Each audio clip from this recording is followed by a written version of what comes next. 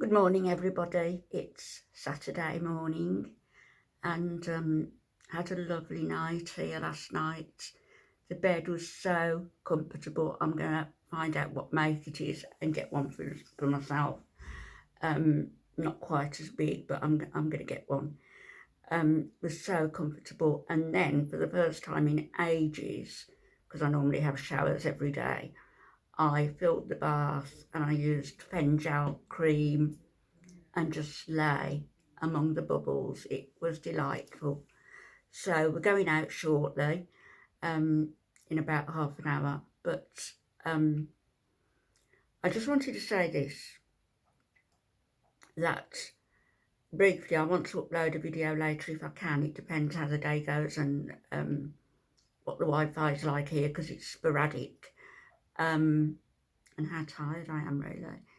But I just wanted to say this in reaction to Chantal's latest video, where her face is so heavily filtered as to seem like a talking death mask painted on. There's no filters on this, by the way, but she's so heavily filtered, and her makeup and her mink eyelashes and everything. You know, the whole concept of being Muslim, and I know that not everybody sticks to it, I know this, but is for women to be modest in their attire. One of the reasons for the wearing of the headdress, or the burqa, in fact, is so that women cover themselves up so they're not a distraction or an attraction for other men, for men other than their husband. And so it's always been a strange concept to me that Muslim women, I mean, where I worked, they didn't work. It was the rare woman who worked, the doctors and stuff. But rarely did you see a Saudi woman at work. But in the area I was in, but they did used to wear a lot of makeup when they were maybe in their own homes, where they had men in one room, women in another room. At times I've been out to a few homes where that was the case. And when we've been travelling back to England, if we've come on a jet, you know, a Riyadh jet, you will see a Saudi jet. You will see some of the women, and BA also. I think it was BA normally. The girls would be there in their garb and their hijab and their abaya or whatever it was they were wearing.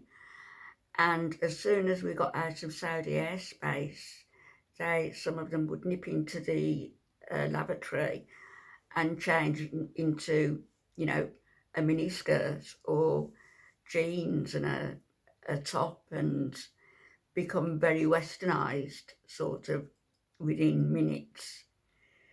So that was that situation. But Chantal looks totally false. She's so filtered, her face. I don't know what filters she's got on her phone and how much she pays for them, but they're working overtime, and she's still a very vain woman, and I think that she always will be.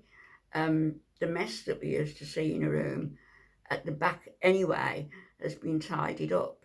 You know, a lot of that was to stir the pot for everybody to say how messy she was and how dirty the place was, same as with the burps and everything else. It was to gee up controversy, really. And now she's got this man in her life.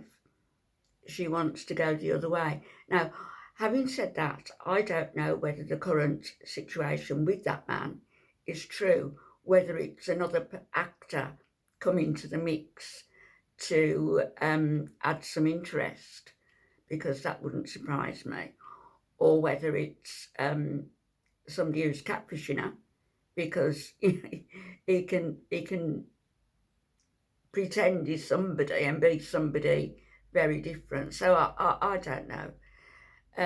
But we'll take it as it's factual, and that's how I'm going to do my videos and aim them at her, because she needs to know what to expect if she is going to go to Kuwait, and if she's thinking of getting married to a Syrian. I remember when Kuwait was invaded, it was on the 2nd of August, I believe it was 1990. I want to say 1990. I need to look it up, but I think it was the 2nd of August, because I remember thinking it was the anniversary of when Alf and I first went on a proper date, and a lot of people were clamouring to get their passports back, and I used to have passports in my safe for a lot of people, and they were asking, how do we go about getting our passports? We just want to leave. And those of us who stayed during the war, we were paid a little bit extra on top of an excellent salary. So I didn't stay for much longer. I wanted to come home and be with my family. But I saw enough in the 2 years I was there. I saw more than I wanted to see. And if you ask me now, 30 years later, over 30 years later, would I have gone and worked there? My answer would be no, I wouldn't go. I wouldn't go simply because of the politics, and because of the lack of quality that of life that certain people had. And there was this big gap as well. I worked for a Saudi prince at one point, and he would come in and sign the letters and ask for my opinion, and I'd go to meetings, but mainly it was the expats, who did the work. It was the American men.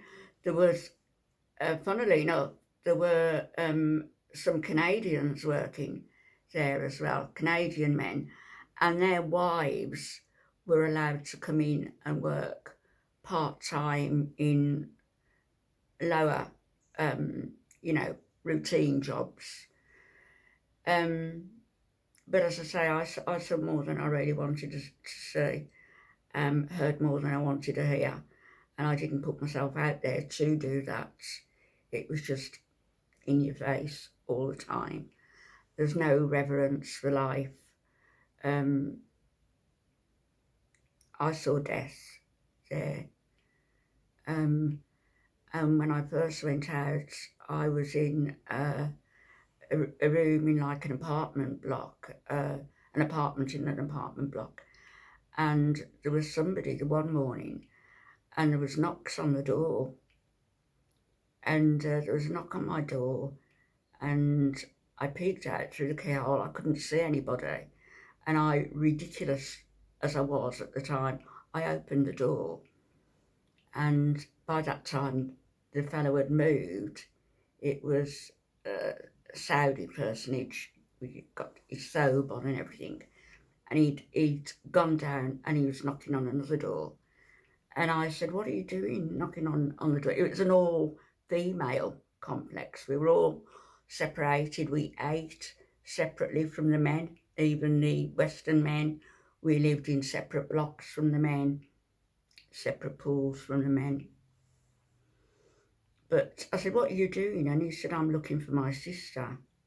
And I just closed the door on him and left it at that. And that it wasn't more than a few days later that there was a murder in that apartment, and it was next door to me, and there had been a fire lit, and her body was partly burned.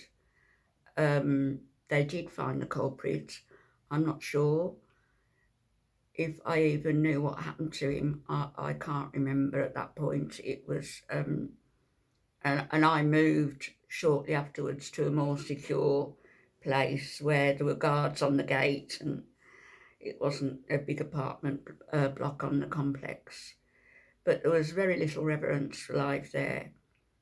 And one thing I suggest Chantal watches as well is Death of a Princess, and the things that go on.